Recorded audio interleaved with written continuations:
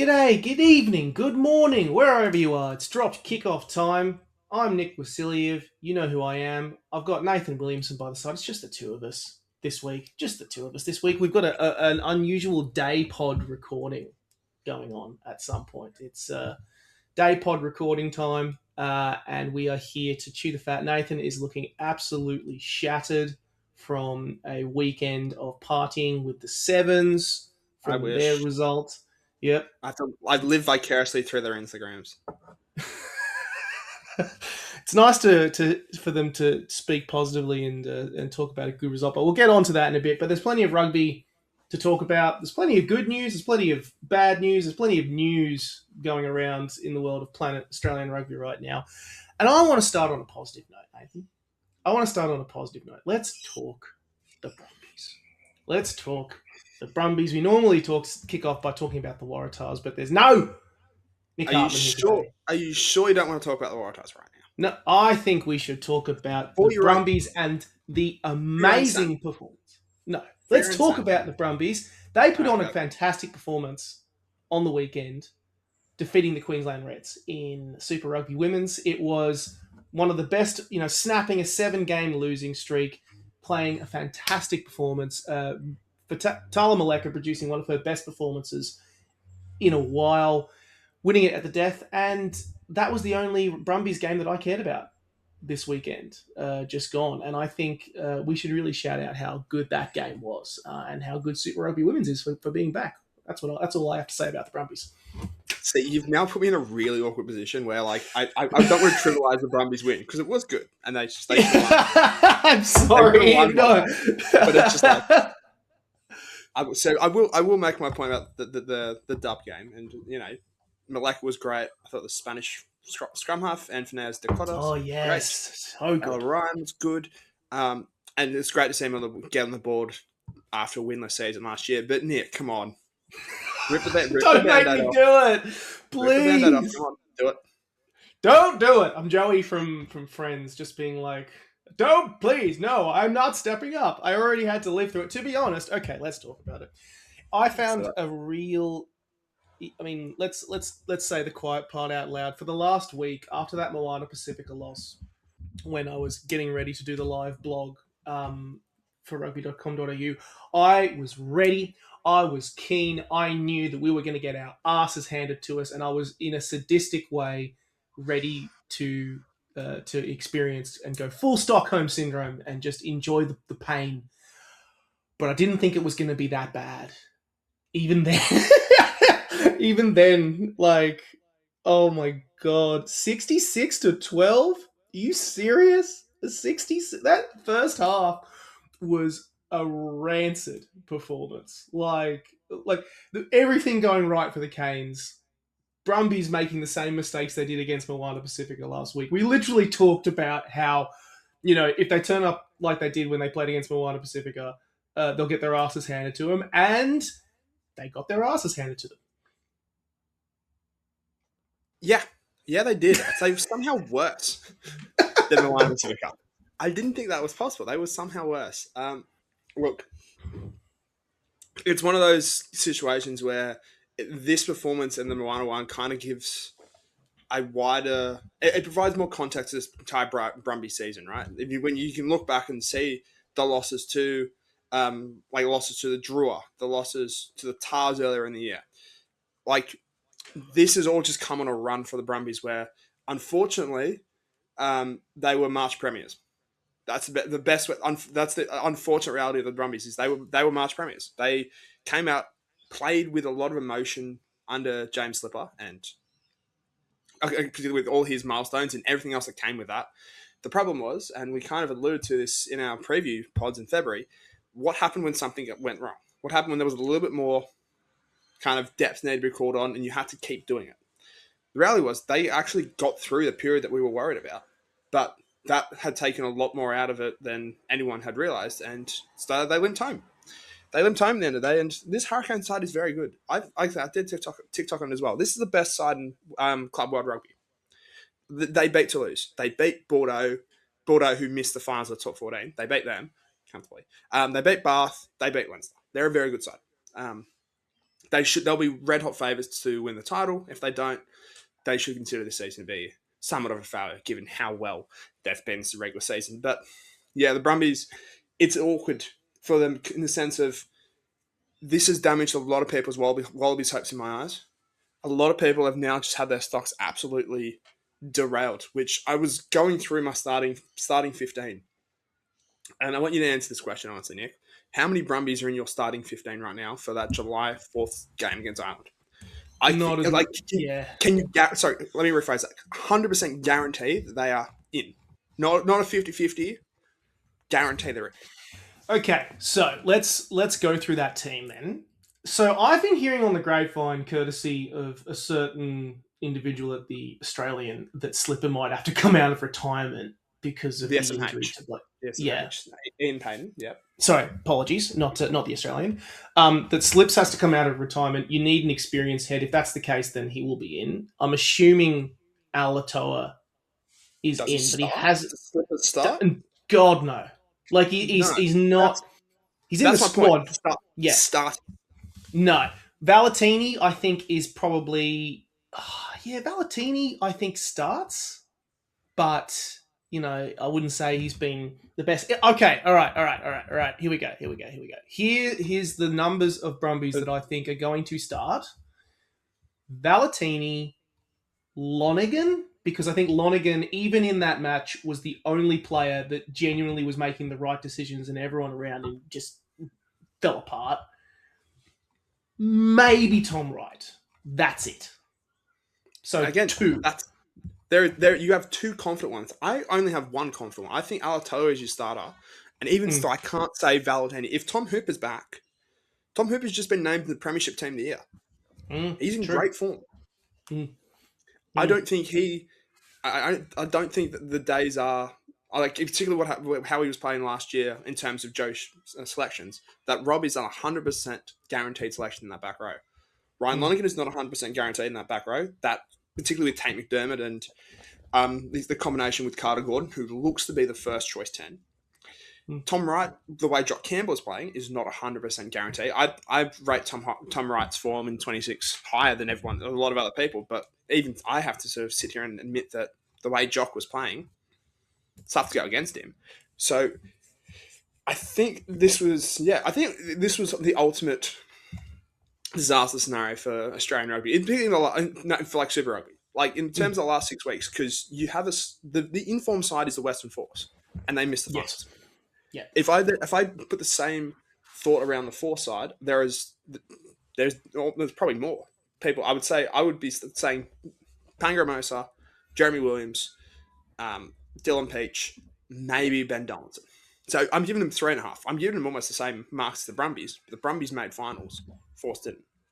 Very much two tales of different seasons, but yeah, it's unfortunate for the Brumbies for the way this season's ended. And yeah, there's a lot of people who had their stocks so high at the start of the year. I'm thinking Andy Muirheads, Declan Merediths of the world, who are now completely fallen off the radar, which is a shame to say because they were so good in those wins against the Blues and the Crusaders and like teams that are still playing finals. They were amazing, but ultimately it's what have you done for me lately? Yes, that's right. And also, like, there comes a point where I kind of was thinking about this morning, knowing that we were going to do a recording at some point this week, and thinking, like, how much confidence and positivity there was, again, that February-March championship that you were talking about, and how good those sides were doing. At the end of the day, you can only have success if you turn up at the business end of the season. Yes, that whole success is great, but it only really counts. It only really matters if when it gets to the end of the season, you can kick on. And the reality is that all the Australian sides struggled. They didn't kick on. They didn't. We find ourselves in a situation where, despite starting better than previous years of Super Rugby, we've now finished the year worse. Yeah, worse. It's the consistency problem once again. It's the consistency problem once again, and that is really, really disappointing. Talk about stocks fallen. Tane Edmed had a rough year at the Brumbies. That was rough. That was not what I expected when he would be coming under someone like like a Stephen Larkham, because he got shown up frequently by Meredith. Whenever he came on, there wasn't a huge amount of confidence. It wasn't the player who played in Wallaby Gold last year and had moments and glimpses of brilliance. When he was playing Argentina. Nick Frost as well, I think, underperformed too. That's just about to say. Edmed and Frost are the two biggest ones. Frost is an underrated one. Like, he found himself basically coming off as a finisher. Well, Tane, looking through the stats, there were 2 wins the Brumbies had where Tane didn't get on the field, yet he was named on the bench. Yeah. Another 2 opportunities, a win and a loss, where he came on for less than 8 minutes. This is a man that started 80 minutes at fly half against France to finish the year and 73 against England to begin that spring tour.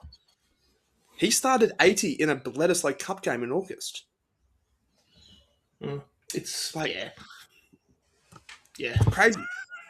Crazy. Like, funnily enough, like, I do think some players did show their stocks. Like, I think Lonergan will finish the year with his stocks risen. I think Toole had a pretty decent year, though not enough to get into the starting Wallaby side. I think Muirhead, time and time again, proves to me he's like such a valuable club man for down in Canberra. Like, someone who should be going to higher honours, but probably never will.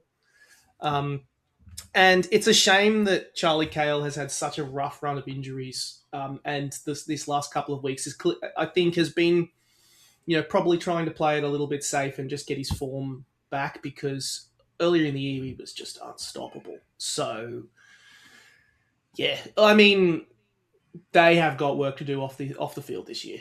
They have got that. They better get ready for a busy Super Rugby Oz campaign and a busy period off the field, because they have work to do. The Brumbies do. It was a very disappointing end to a season where they started with. It's so easy to forget that at the start of the year they put 50 on the Crusaders in Christchurch. Is this the same team? How the fuck did we get here? I'm done with this game. Nathan. I cast it off. I've been surrounded by it and had experienced all the emotions. Now I'm getting too sad again. Let's kill it. Let's talk Reds. To be fair, I thought the Reds put a better effort in. Yeah, I think the Reds. But it goes back to another bad trope of Australian rugby. Why is it always before and after halftime we decide that, you know what, I'm done trying. I'm just going to give up and just let him, not give up, but just gift easy points, and that's the difference in this game. Christ. Because I thought the Reds' first 35 minutes, they were good. They more than took it to them. Even with Sarko Lotto in the bin, which, again, that was a horrific scene, and thoughts are with Wallace the TG for a safe and speedy recovery, but that's an unfortunate rugby incident. Even though Sarko Lotto gets yellow carded, that's not the tackle that does the damage, it's the head knock. Yes. Him coming across that exacerbates it. I can't say that word.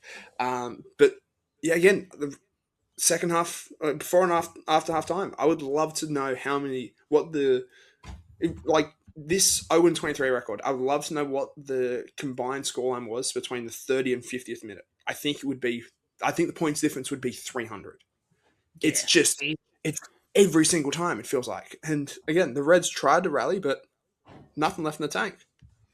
There comes a point where, like, 0 and 23, it's, if we can bloody see it, if we can see that these are the particular periods of time where the Kiwi sides are focusing their energies, surely people smarter than us can notice this now and find some way to plan accordingly how to manage the team during this particular period of time. Or do the teams just go into their shell because they're terrified of playing in New Zealand? Like, Nick, we're currently talking about a rivalry with New Zealand where people have been trying to figure out for close to 25 years how we get back a cup. Like, we have no answer. It just amazes me that we have no answer after 25 years. Come on. It's just ridiculous at this point. Like, surely there's something that somebody has to try. There has to be if fucking Argentina can manage more wins in New Zealand than Australia can, surely we can. It's such a mental block. And we've beaten Argentina regularly in the last couple of years. If Argentina can win like 3 or 4 games in New Zealand, even with an Australian coach in Michael Checker, surely we can find a way to win this team. It's for me, it's clearly a mental issue or a mental game element. It's not the physical element. This team is good enough to beat the Kiwis. It's just the fact that they're so mentally like, we've got to think about all this time. We've got to find some way to cast it off. I don't know what the hell you do. This Reds game, it just felt like I was watching finals from the last couple of years, to be honest. Great moments, as great glimpses of potential, but then just a period where everything went to shit. And that proved the difference. Cut and dry. Move on. Next thing. Move on. Now we move on to the next thing where we have 4 Kiwi sides in Super Rugby finals for the first time. It's depressing. Again, it's like one big Australian Cuck chair. Yeah. That's what it is. We're just watching from the sidelines as the Kiwis play each other. Meanwhile, we're just sitting there being like, oh, how good. Oh, but we got Wallabies coming up. Oh, God, it's just fucked. It's fucked. It's like Australian Cuck chair. Trademark. I'm trademarking that. That's it's true though. Yeah. It's just anyway, look. Some good players at the Reds. Some of them played alright. And like there are bright spots to the Reds. I think everyone's been a bit down on the Reds. But like there's bright sparks from a Wallabies perspective, right? Like the back row was still dominant. This is Sal Carlotto's best year in terms of a Super Rugby performance. Like Carter Gordon looks like the 10 that we all hoped he would be. So that's positive. Jock Campbell has had a renaissance of a year. He's somebody who's absolutely bolted back into Wallabies contention, and a name which if I threw out at the start of the year would be a lot of people's first choice as fullbacks. I would have been called crazy. And then even like the younger kids, Trayvon Pritchard coming through, sensational. He is who we thought he was. Vice Latu off the bench showed plenty of promise that he could be a considerable contributor to a good Super Rugby team. Even getting guys back from injury at the right time, Massimo DeLutis, Tate McDermott, these guys come back and have looked solid, have looked like they could play some role in the test game coming in the next 6 months' time. There are positives for the Red side. I think it's just taking that next step. They just never, and that's always been the problem, and that will always ultimately define the Les Kiss era. A really good Red side that was just unable to take that next step and compete with the Kiwis. Yeah, that's right. And yeah, it's frustrating also because that colours the discourse around Les Kiss to such an absurd degree ahead of him starting as Wallabies coach, which means that he's going to automatically be on the back foot. I think that he's going to, managing a Super Rugby team and managing a Wallabies side, I think are 2 different beasts. And I think Kiss is better equipped than people think to manage a Wallaby side. Personally, this could age terribly. That's the problem. Like, can I say that with confidence? No. But like based on how he has done at other international levels compared to how he has done playing or managing or coaching a domestic side, he's had more success at that international level. Yeah, but absolutely. It's a question. The question marks around it. I don't like it, which maybe might be a good thing because we came in and when other coaches have come in and said and gone, yes, this is a decent solution or a good option. Let's plow forward. And it hasn't always shown that way. So maybe the fact that I have so many question marks could be a good thing, or it's just Stockholm syndrome kicking in again. I don't know, but. I cast this game off. I cast this Super Rugby season off. It ended not with a bang but a whimper, and fuck me. It is the only thing you can say is just on to the next. On to the next. Super Rugby Oz can't come fast enough. Whenever they're announcing that schedule, I did see that they're going to do another fixture in with the Festival of Rugby, which is really really cool. So it's definitely happening this year. Like, some people need to see the announcement. If this counts as your announcement, it's definitely happening. I'm not yes. breaking any embargo or spoiler that. Like, it's happening. Well, I mean, there's officially a presser that went out through the Reds and the Waratahs Yeah. that the Festival of Rugby is returning, is going to Roma this year. Which if you haven't gone to that festival, it looks really fun. Yeah. Like sevens teams play, under 19s play, the women play, women's sevens play as well. And it literally is the final match on the schedule is Queensland versus New South Wales Super Rugby, which means there's going to be a game. There's going to be a season. So like, it's just, yeah, that can't come soon enough. So yeah, fingers crossed we get that announcement soon, because it's also something nice to look forward to on the domestic calendar. Shall we talk Super Rugby Women's and pivot back to probably the highlight of the weekend, because these two games were really good. I really enjoyed these two games. What I love about this, it now forces you to talk about the Waratahs, which is... Yeah, but they played all right. We're back. Yeah. No, they are very good. The Waratahs again, even though they're dealing with so many injuries. I think that there's about half a dozen mainstay Wallaroos out this week. You consider Maya Stewart, Maya Stewart's got an ankle injury, Waiara Ellis knee. Then you have Addie Talakai, I think, is a neck issue. Caitlin Hall's knee as well. Knee.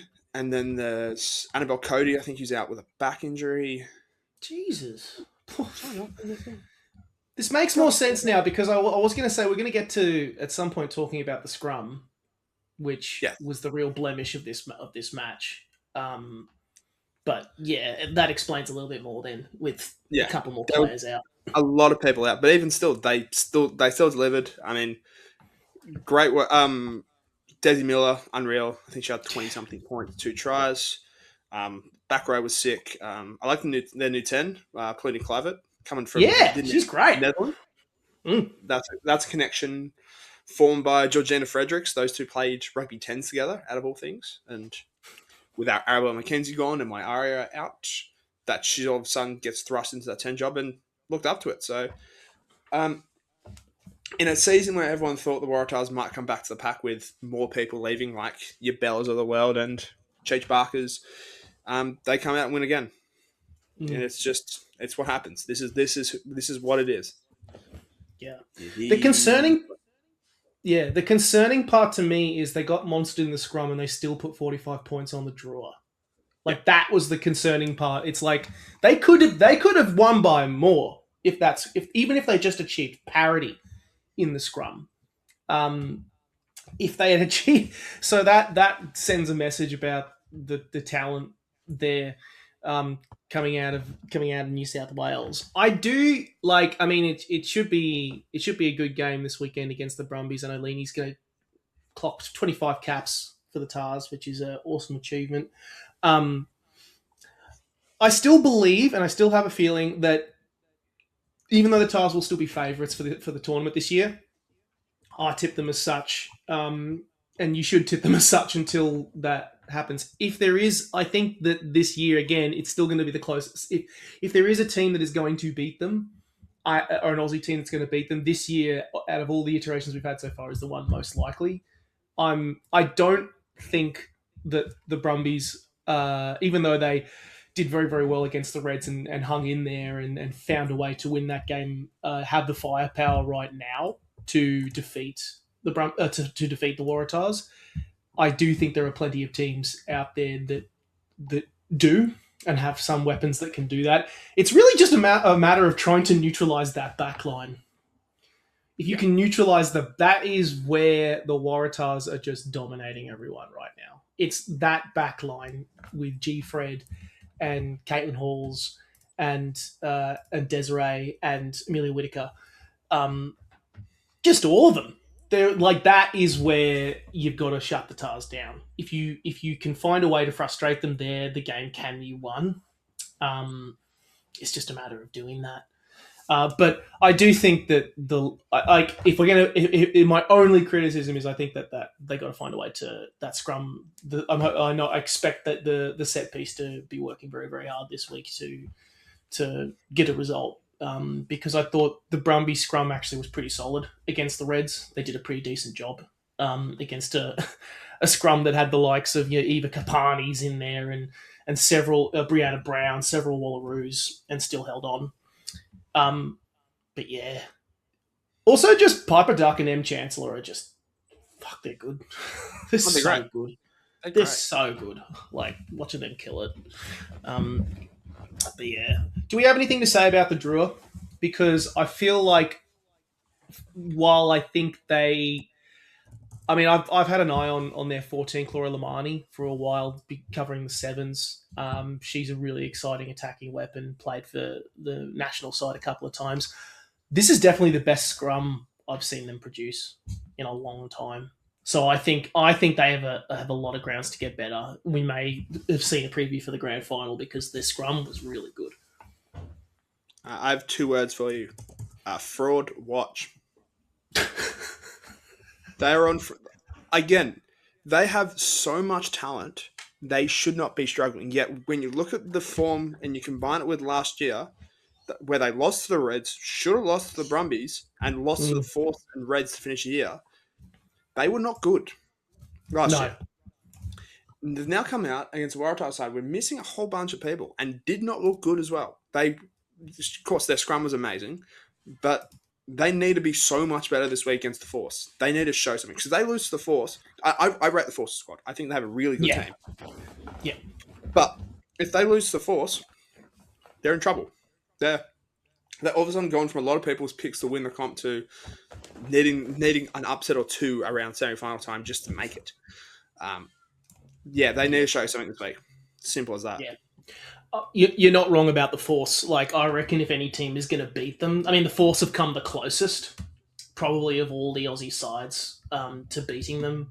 Sorry, Reds fans, but it's also true. And I'm really curious about that round 4 fixture when the Tars go over to WA, because I reckon that game's going to be really interesting. And if the Force pull off a win at this weekend in Fiji, which I think they're capable of doing. I mean, the squad is stacked. Then it does really big, just go, okay, we potentially have a serious contender here. And it would be cool to see that when you've got a team of that amount of experience. Should we talk this Reds? Let's talk this Reds Brumbies game and say, what are your, like, I mean, if you already gave my thoughts about the Brumbies, so I'll go on the Reds. Yeah, that's what I was going to say, yeah. The Reds are disappointing. The Reds, I think we underestimate how many people have left the Reds and have moved on, whether it's back to the sevens program or off to other things. That they felt that loss. And again, the sevens people are obvious, but people like your Karis Dallingers, Caitlin Irwins of the world, these people who were around and contributing are now not. And yeah, even if you look at that Red side, there's still enough quality that they should have probably beaten the Brumbies at home, and they kind of just looked meh. Like that's a concern. That's a concern. But now there are still sevens players that could join. I cannot say who because we need to see if they get through fitness tests. But there are a couple that potentially could that I've seen could add some interesting flair to their backline. But obviously we'll wait and see if they end up coming through. But yeah, no, they need to start putting it together. Yeah, I must say I was particularly that bench. I thought the bench really did let the side down in that back half of the match where it felt like they had the firepower to put the Brumbies away and find that critical score, and they just couldn't. And it was just a case of who played smarter at the end that really determined the result. Again, going back to I think like I do really like and rate the captain, Gemma Bemrose. I think she's got the makings of a really solid option in the leadership group. God, they really missed her when she went off in that game, and yeah, I'm just kind of going and looking at it, going, yeah, they dropped the ball um, in this result here, and it enabled someone like Yatala Maleka's who to actually when she was getting physical, like being one of the most physical players out there, and dominating quite well. I was like, okay, this is there's a physical contest here that the Brumbies are starting to win, and yeah, it's whether they can maintain that though. I mean, it's a tough game this weekend. Brumbies probably have the hardest run of games of all of the teams. When you've got back-to-back games against hosting, even at home against you've got to play the Tars and the Drua in quick succession as your next couple of games. It's a good start to the season, but yeah, I don't like. I can see them potentially making. They've done enough now to make the semis, but from here you don't know. Just don't know. Yeah, it'll be an interesting couple of weeks coming up in terms of how this whole comp plays out. But yeah, it's like it just feels like the same situation as last time in terms where you look for a wider scheme to who's going to beat the Waratahs. Yeah, it's true that. Should we talk sevens? Because sevens was pretty good. That was something positive to talk about. It was good. We got a win. So, the what's the word I'm looking for? Basically, this is a perfect lesson in peaking at the right time. The Kiwis, it might have been obvious, the Kiwis were talking so much shit. If you go through their social media, and I'm happy to say this now, you go through their social media, they talk so much shit. A lot of subtweeting, a lot of George Miller calling them the Miller Ferns, or like her teammates calling them Miller Ferns because she dominates. Suddenly, they ran out of gas, and the Australians won when it mattered. Yeah. An incredible 2-week turnaround from looking like they were absolutely done and dusted when Maddie did her knee against USA to then beat New Zealand without her, take out Barzalid, and then go to Bordeaux, get Maddie back for the end, and then repeat the effort. Huge effort, and just an excellent way to finish the year. And again, just vanquish certain demons around past French losses and past instances where maybe they haven't peaked for the right moment. So it's a great result to be covering late at night. I know it's probably one of the most. Whenever you see them play, if it's like when you have to record it late at night, and if they fought the final hurdle and it's like 2 a.m. in the morning, it's just like extra kick in the guts. But it was worth it for the fact that they managed to get the W. I also like the fact that what I found particularly interesting in the last fortnight is it was quite clear that they were building quite nicely into.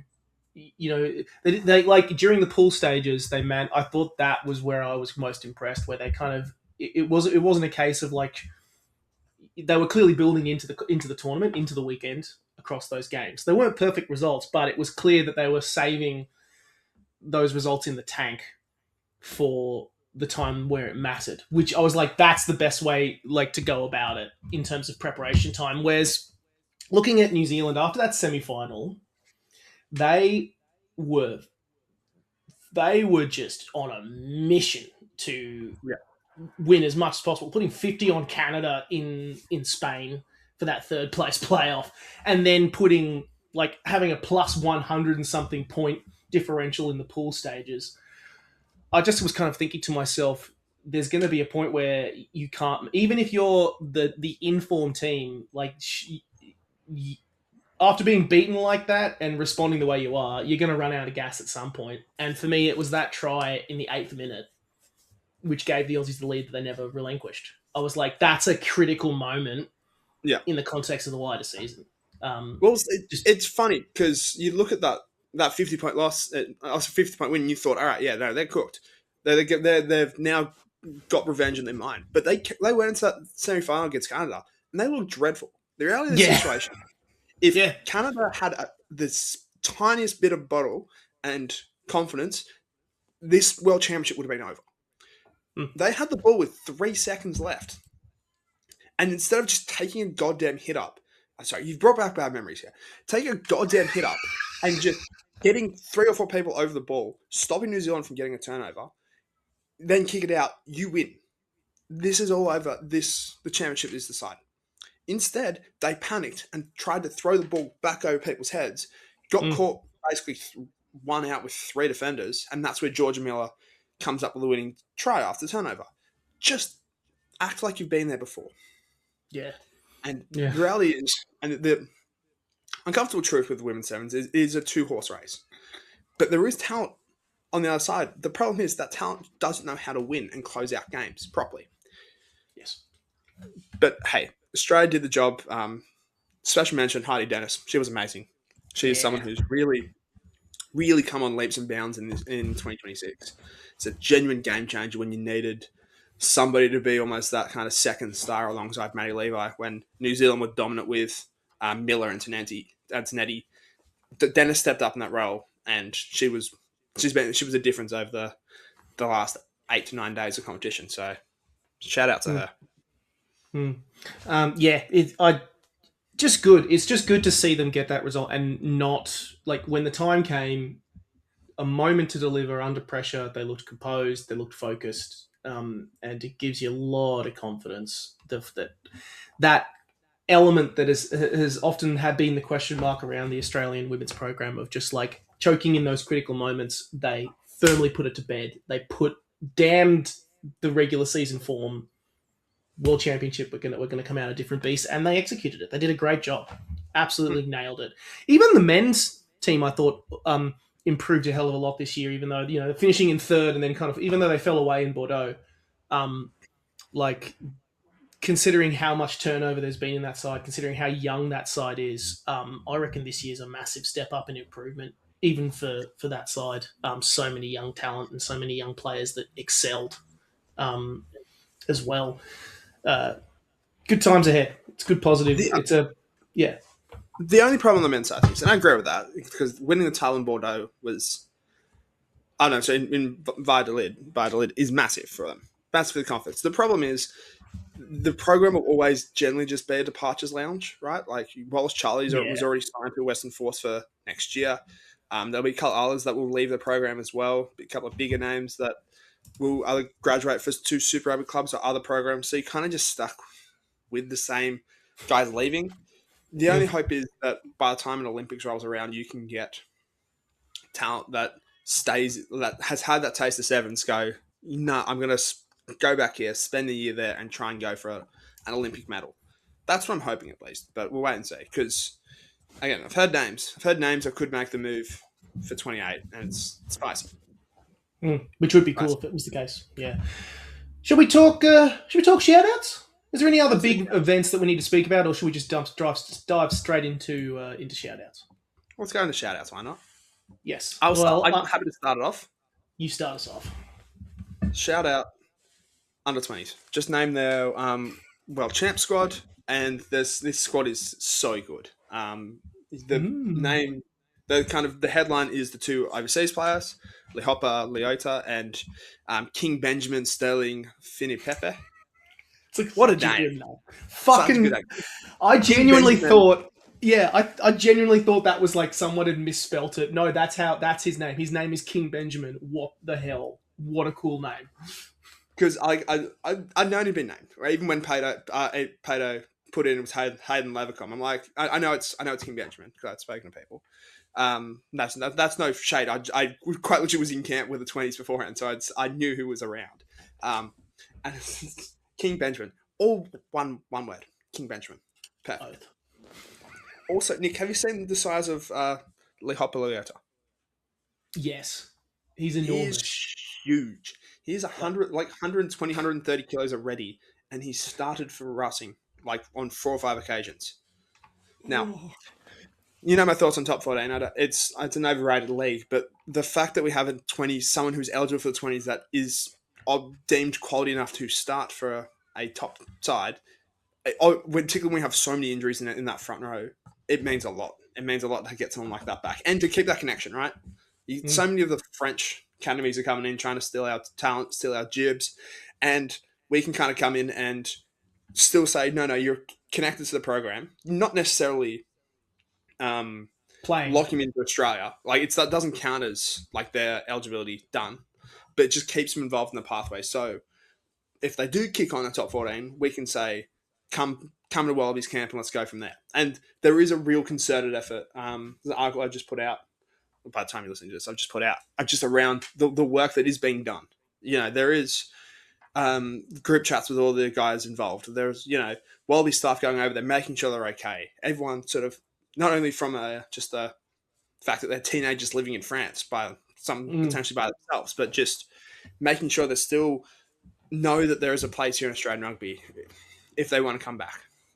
That's good. That is being done. It's really cool to kind of see. But again, this program is sick in terms of the under-20s coming through. Trayvon Pritchard being added, another name we had, Wallace Charlie. There's so much good talent in this team. Yeah, it looks like a dominant side. And I mean, I think looking at the actual fixtures as well, I mean, I was surprised to see Paul Kingsley-Uss was out and Nick Conway and Nick Hill, which really highlights how important it is having those inclusions in the front row. That match against France in the pool stages is really going to be a big challenge. I can see this Australian side has talent enough to be top to make the semis in this tournament, definitely. Yeah. And for me, I can see them finding a way to overcome Spain and Fiji. France is that critical fixture if you can, in the pool stages. So very, very keen to see how this side goes. Really keen. And it's cool to see. Yeah. I reckon this Australian side is the third best 20 side in the world. The problem is the teams that are ahead of it are France and South Africa. The problem is the way the pools work. It's the top in the pool goes through, and that's it. Yeah. So we might just find ourselves out playing for the 5th and 9th when this team is actually very good. Yeah. Yeah. It's also good to know, and I'm appreciating the work that yourself and Pato have been doing, highlighting that even if a player does go overseas, there is still stuff happening behind the scenes that it might not be, the player might not be in the pathway, but that does not mean they are forgotten. And I think it's very easy to fall into kind of the online discourse of what's happening, what are they doing, these players are leaving, but often that's frequently not the case. And it's always stuff that it's the sort of work that doesn't make the headlines. So it should, but it's important to go actually, no, there is work being done, which is critical. I've got a shout out. I have a shout out. My shout out is the news, the Barbarians news, which is that the Barbarians have confirmed some squads, and not only is Andrew Kellaway set to put on the black and white jersey, 2 Wallaroos are going to be putting on the jerseys as well, which is Emily Chancellor and Laurie Kramer, which is super awesome. They're going to be playing a match against Wales on June 27th, which should be an awesome fixture. And I'm very, really, really, really keen to see how they go. It's cool that... how long has the Barbarian women's team been going? I know they've had a couple of fixtures. 5 years, I want to say. Yeah. Have we ever had a Wallaroo play for the Barbarians before? Surely. I think so. I can't. We have to do a deep dive. Research break in the pod.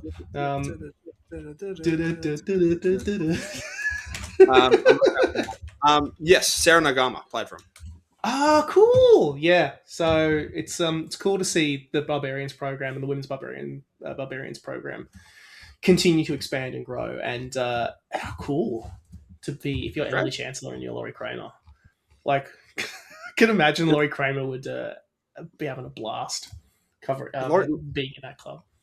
Laurie Kramer is the most barbarian player you'll ever see. Yeah, that's what I was going to say. It's if there is any person who will fit the mantra of playing for the Barbarians, it would be Laurie Kramer. So just throwing that out there. So that's my shout out, which is really, really cool. And it's exciting to see those teams well. And then shout out rugby. Oh, and Ireland and Wallabies Island Shout out sold sellouts. out. Shout out sellouts. Yeah, shout out sellouts. So that's they sold that out, which is really really exciting. And definitely goes to show that that the bubble of the British and Irish Lions to a certainly it doesn't seem to be popping anytime soon. And what was the stat? Was it 8 of the last 11 Wallabies Test matches at home have all been sold out, which is an insane stat. And goes to show even if the side hasn't been able to necessarily get the wins in the last few months, they're definitely getting there's clearly a narrative there that people are latching onto. There's a story and a development in those teams that people are enjoying and latching onto. For anyone who missed out on that game, there's a really good game up here in Newcastle that still has tickets available, which is Ireland and Japan. So come up here, sell that one out as well, because that would be good too. But yeah, that's it. Shout out sellouts. And it's awesome. Like the problem is not problem. The question no one will really ask until July 4th is how many of those people are Irish. Because knowing what the Eastern Suburbs is made of, it's all Irish. But damn it. I think it also coincides. There was a survey that came out a couple of days ago, and I can't find the exact. That's what I was looking for just then to try and find the exact figures of it. But it's basically shown that the approval, not necessarily the approval rating, but like the brand health around the Brumbies. The Brumbies? God, I found the wrong article. The brand health around the Wallabies has continually grown since the 23 Rugby World Cup. Like it is just a scale that just keeps going up and up and up. So I think a lot of that is down to the improved performance, but people just again getting behind the team for a World Cup. And yeah, there'll be 2 massive games as well. France against Brisbane. France against Brisbane? Fuck me, my brain is off. France in Brisbane and Italy in Perth, which will be 2 cracking games. Yeah, we have to win at least 2. For me, 2 out of 3 is success in this July, and also just because like all of the silverware that we compete with all those nations is with those other nations right now. Can we just win? I can't just have the only trophies that are currently in the Australian trophy cabinet are the James Bevan Trophy, which is with Wales, which we compete with against Wales, and the new volleyball with Fiji. Which, first of all, why aren't we having a match against Fiji this year? I mean, I know that we've got like 16 matches this year, so we it's have so many matches. Yeah, we have so many matches against other teams this year. So, I get that, but another part of me is like, I need my Puma trophy back. We need that heist to happen. I need the Mandela Challenge plate back. I want to see a full trophy cabinet again, please. That would be welcome. So if we can win like the Lansdowne Cup back and the Trophy de Bicentenaries back, that would be nice. Or are we going to start one with Italy now? Seeing as that they've beaten us enough, a trophy's probably like they'll call it the Lion Cup, something like a. I love it. I was just about to say the same thing. Yeah, Rugby Australia. What's the name of the Italian Rugby Union? Federation of Italian Rugby. Italian Rugby. That's one. Can we make it the Liner Cup, and it has to be a big cup so we can drink. We can drink either an Australian beer or an Italian beer out of it. So something to that effect. What would you actually, if it wasn't a cup? What would be a worthy Italian trophy? So I'm just going to be exposed as a racist here. You can't do that. Just put you on the spot. What's new? Just make it a wine bowl. One big wine. Yes. Because everyone knows that the best trophies are the ones you can drink out of. So. Yeah, I was going to say I was going to just go full on into the stereotype and say a pasta bowl, like a pasta bowl, the big massive all the cheese. It's one big thing of spaghetti, and whoever gets it holds the spaghetti. And if it's a draw, then you get both people on the same end doing the dog scene. Or we'll call it the Vespa Cup, and someone just rides a Vespa around when you engrave them. Player of the match gets a Vespa. Yeah, player of the match gets it. Fuck yes. Now we're getting crazy. Let's talk like that. Right. Yeah, but make a Liner Cup, make it happen, guys. I think it would be cool to do that because it means that because I think Italy are playing well enough now that they deserve to get some silverware. Anyway, so I think I think that does us for this week. Short and sharp pod. Will we return to talk about the finals of Super Rugby Pacific? Probably not. We'll just watch that Cuck. Yeah. I would say we'll be back for the when this Wallaby squad gets named, which will be soon. Soon. I mean, yeah, we don't. I don't know. I have no idea. So it'll be all news to me. It'll come. It'll come. I can't say it, but it'll come. It'll come soon. I think everyone put two and two together and realize that it'll probably be towards the end of next week or the week after, early week after. Yes, which would be good. All right, let's call it. Pleasure as always, Mr. Williamson, and let's go back to work.